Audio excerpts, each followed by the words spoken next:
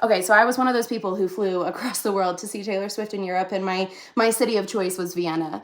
If you know, you know. That didn't work out very well. So I landed in Vienna, and 2 hours later learned that I was not, in fact, going to be seeing the Eras Tour, and was devastated. But the next day, I put on my Eras Tour outfit that I had spent literally months making, which is this custom paneled skirt that has a panel for every single one of her eras, and I wore it around the city, and it was so much fun that I did it again, and then I did it another day, and after 3 days of dancing around the city of Vienna in the skirt, it went so viral that somebody offered me their tickets at face value for the last night in London, which is a different story for another day.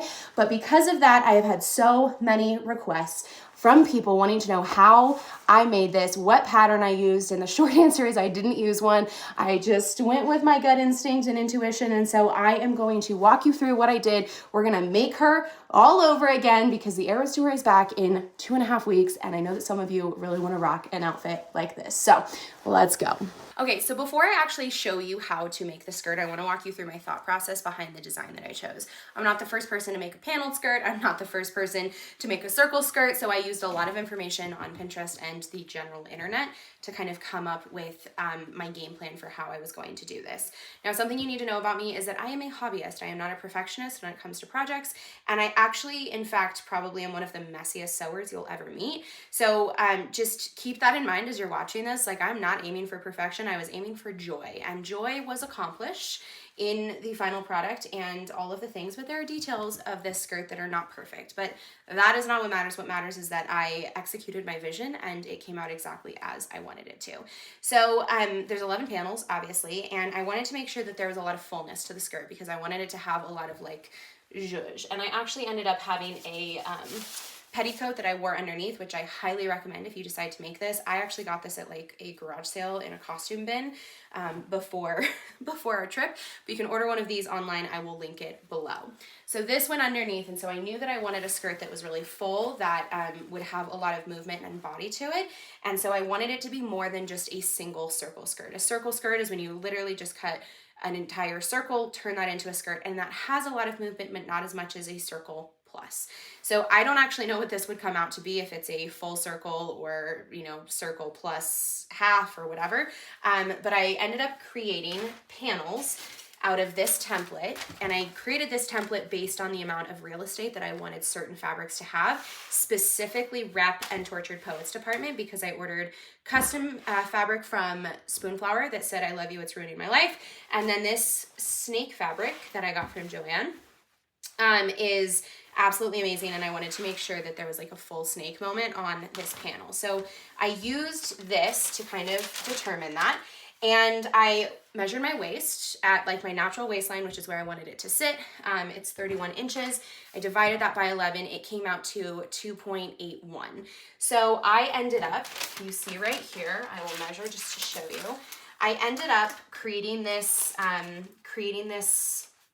panel to have the top is literally like 2.5 up at the top. I knew that I was gonna like trim and cut some of that off. So this was 2.5, but I actually ended up cutting the skirt after it was assembled and cutting it about right here and then gathering to create the fullness. So if you see, this is the original size that I started out with.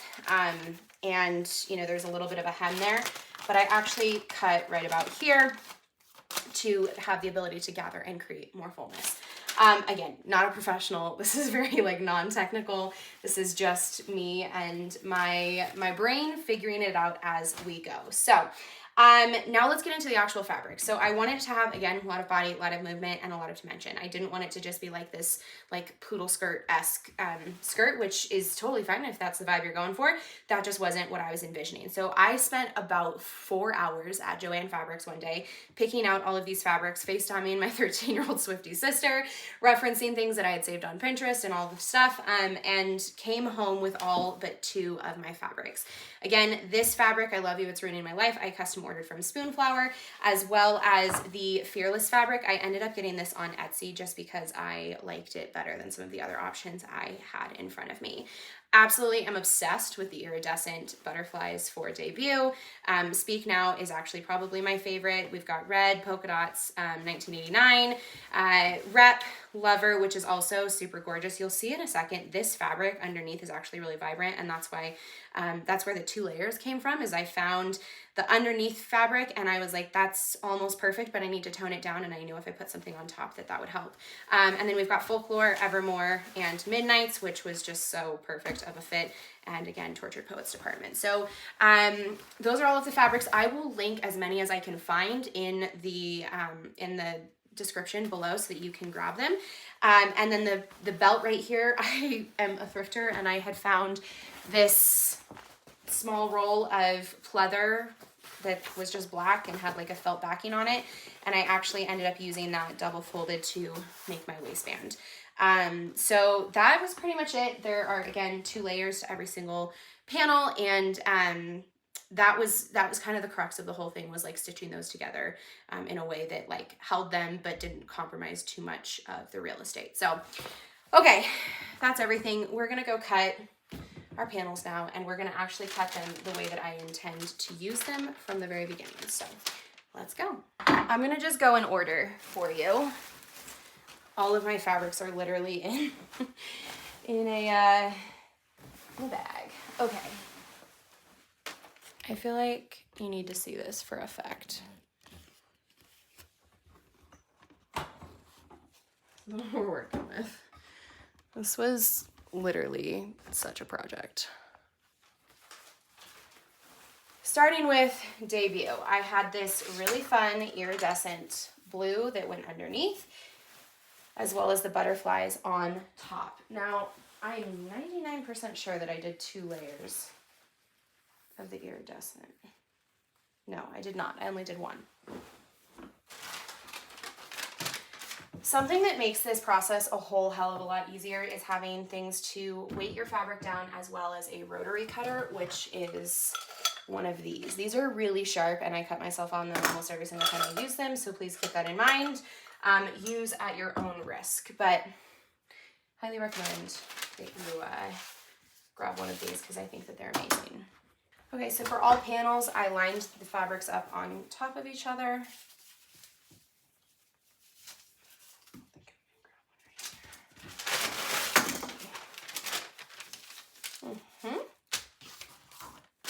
Amazing.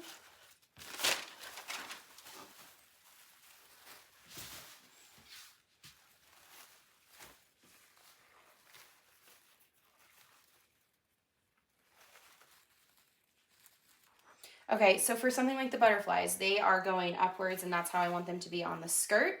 And that is what I did for, you know, the first one that I made. So we're gonna make sure that we keep that in mind for this one as well, while also not wasting a ton of fabric, because that's something that drives me bananas. Okay, so we're gonna get this.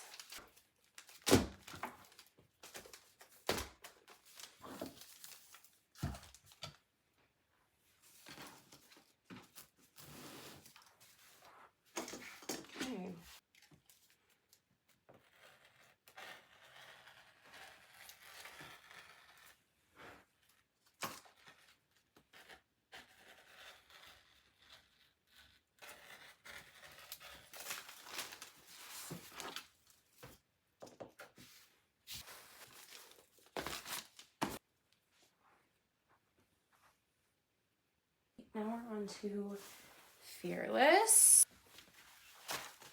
Okay, so I actually need to be able to get 2 panels out of this, because I used it for Folklore, or for Evermore as well.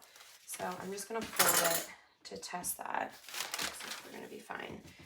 Okay, so now that I have shown you how long it takes to cut out one panel, I'm going to speed through each of these panels individually. It's just really helpful to do them all at once, but it does take some time. So set aside some time so that you can be consistent, and that way you know exactly what you're doing for every single one back to back. Again, just like with the butterflies, if you have a 3D fabric like this, it's important that you are mindful of placement and just where things are going to go, if there's a direction to them, anything like that. And I cannot recommend enough how helpful it is to use a book or, something heavy to weigh down your fabrics as you are cutting.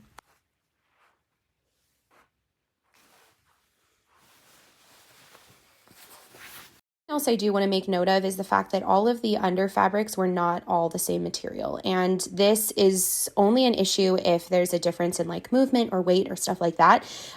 So while they weren't all the same material, they did all flow very similarly, but that is why it's important that you actually like, go into the store to make sure that they all match as best as you can.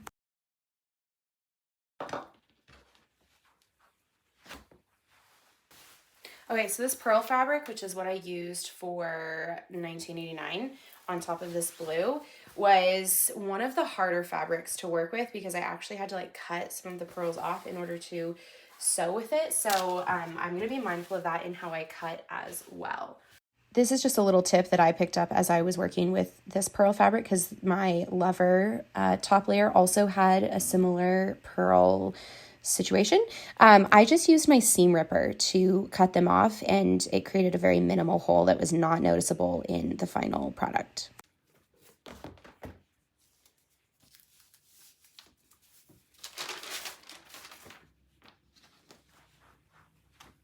Now I'm gonna wrap.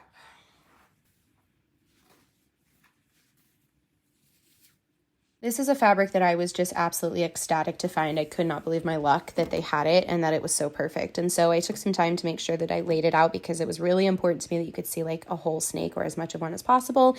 And it was not the least wasteful way to go about it, but it was the one that fit the vibe and aesthetic that I was going for.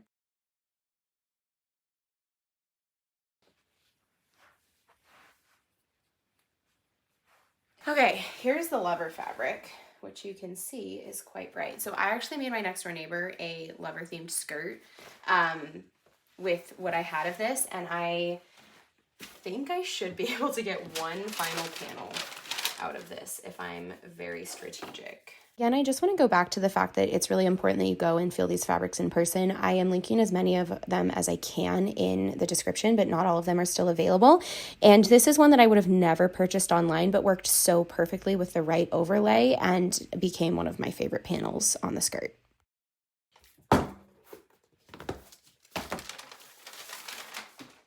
Okay, this was the worst fabric because it had this like weird stretch to it. Don't recommend it. This was my one fabric that was just an absolute pain in the butt to work with. So again, go in person, go touch all the fabrics, make sure that you like them and that they work and that they are, aligned and feel similarly because this one was very hard. I already have this. This is the one that I had already cut a panel for the under part, so I just cut off the top panel of this one as well. This fabric is so beautiful. I would actually make an entire dress out of it. Maybe a midnight. Oh. Another fabric that I simply could not believe my luck in finding. And actually, when I posted my video on Instagram, I had a bunch of people say that they made a Midnight's themed outfit out of this fabric and the rep one as well. Last but not least is I Love You. It's ruining my life. So I had tried a couple different things to go over the top of this. I had this cool black layer to go on top of it, but I felt like it really took away from this because this is like what she wears on the tour. It's literally the exact same font. Yes, I'm a crazy person. So I just ended up doing regular tulle over top of it, just plain. So you can order this exact fabric. I am putting a link in the description. It is exactly what I ordered. It's my upload and everything file. And it was perfect. So many people could not believe the detail of this. And it just made me so happy to be able to have it. Okay, there's all the panels. We got them all. Okay, so we have all 11 layers cut out. And now it's time to stitch them together.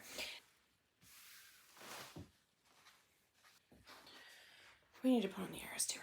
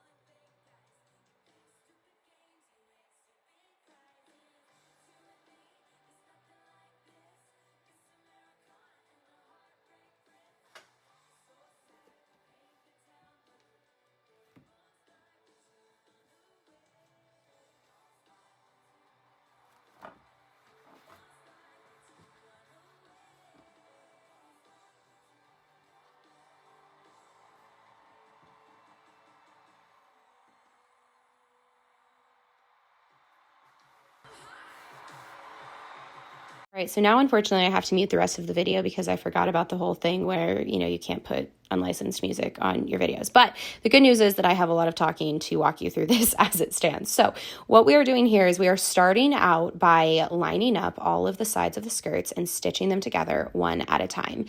I find it really helpful to pin them and to also use something to hold down the first, like the layer that you're putting on top of right here. So that would be the Tortured Poets Department layer, because if your top layer is more lightweight when you go to, sandwich them, it may move around. So I was kind of fidgeting with that here and was really struggling with making it work, and did end up putting a book on top of it before I lined them up.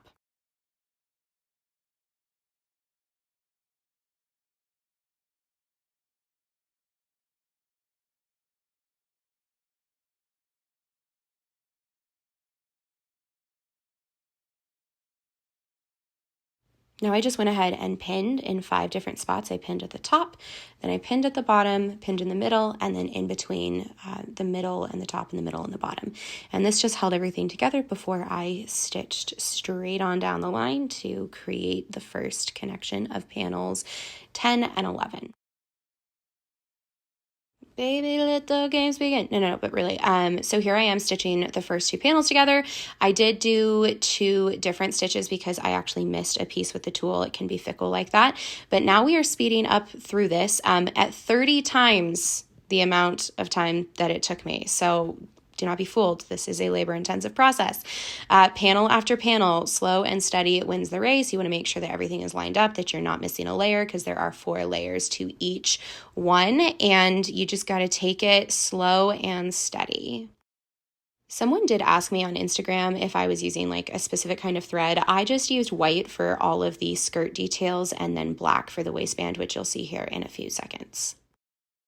Also right here, I decided to add another layer under the debut layer because I just wanted a little bit more depth there. So I went ahead and did that, hold it up. Here are all of the panels as stitched together. And as you can see, it actually goes around my waist a few times. So once we get it all gathered, it's going to be beautiful. I had to replace my bobbin, and then I went to town on the gathering. So for gathering, for me personally, this is probably not the official way to do it. I just do one long single stitch. I back stitch at the front, and then I take the top thread, which you can see me doing here, and I pull and I slowly gather to create the gathering that I want to have on the skirt. And then from here, I wrap it around my waist just to make sure it is the right size and kind of adjust accordingly.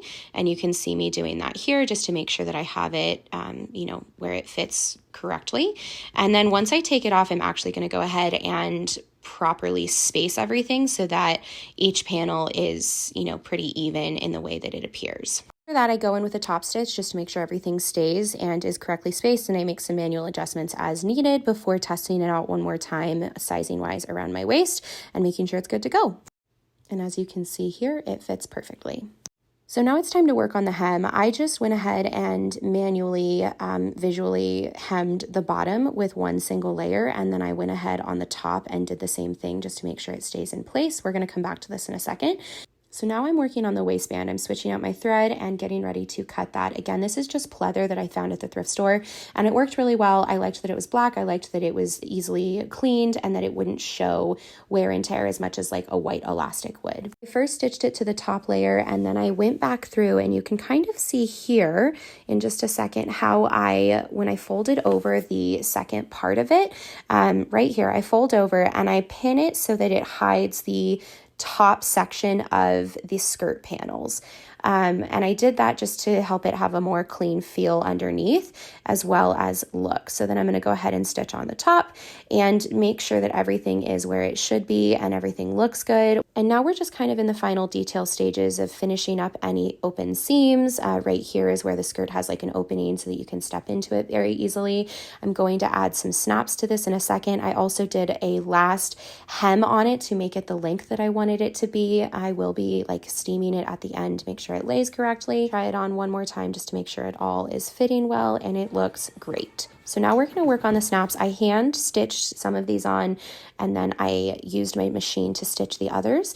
These are just clothing snaps that I think they're really durable and have a lot of longevity to them. And you can also add more or adjust for sizing if needed. I find that hand stitching on pleather is the best just because of how thick it is. And then when I moved to the skirt portion, I actually went ahead and used my machine for a couple of the pieces just to save a little bit of time. But this is definitely a tedious process. This is where I switched to the machine and it went a lot faster. This is at 50 times speed though, so again, don't get it twisted, it still takes a little bit of time. I'm happy to report that we are in the home stretch now. I am just going to seam the bottom of the hem before revealing this absolute beauty to you here. So there you have it, Eras Tour skirt 2.0. Made fewer mistakes this time than I did the first time, so please learn from them. Take your time, have fun with it.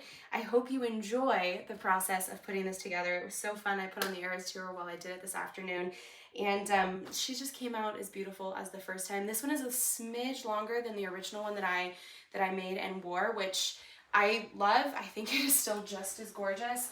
Very full, lots of movement, and you can honestly choose whichever parts you want to be in the front. These are like my favorite albums, so that's what I chose to wear when I wore it. But you could totally spin it, wear it this way, and again, a petticoat underneath really makes or breaks it. Let me show you what it looks like without. I think it really changes the game. So it still is very cute, very flowy, but not as like in your face wow. So I hope you have fun. I hope you make one, whether you're going to the Eras Tour or not, and tag me in your videos and your photos. I want to see it. Leave me links here. I can't wait to see all of the magic that you guys create. Long live. Thanks so much. Mwah.